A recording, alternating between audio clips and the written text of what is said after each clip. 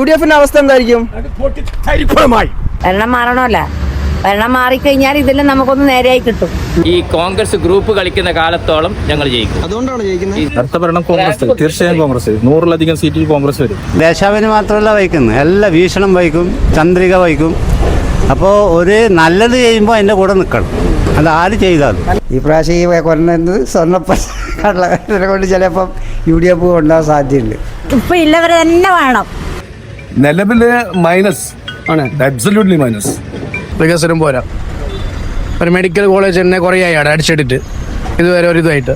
Super ഭരണമാണ് പിണറായി. 5 വർഷം കൂടുമ്പോൾ ഇങ്ങനെ മാറി മാറി വരുത്തുന്ന ഏറ്റവും ഉത്തമം.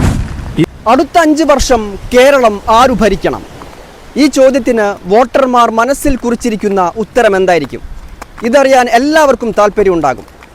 കാസർകോട്ടെ 5 നിയോജക മണ്ഡലങ്ങളിൽ നേരിട്ടെത്തി സി ടൈംസ് ഇലക്ഷൻ റൈഡ് വോട്ടർമാരോട് നേരിട്ട് ഇക്കാര്യങ്ങൾ ചോദിച്ചറിഞ്ഞു. 2 മണ്ഡലത്തിൽ തുടർച്ചയായി UDFും 3 മണ്ഡലത്തിൽ തുടർച്ചയായി LDFും ജയിച്ചു പോരുന്ന ജില്ല എന്ന പ്രത്യേകത കൂടി കാസർഗോഡിനുണ്ട്.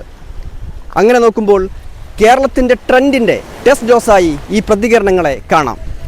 നേരെ വോട്ടർമാരുടെ പ്രതികരണത്തിലേക്ക്.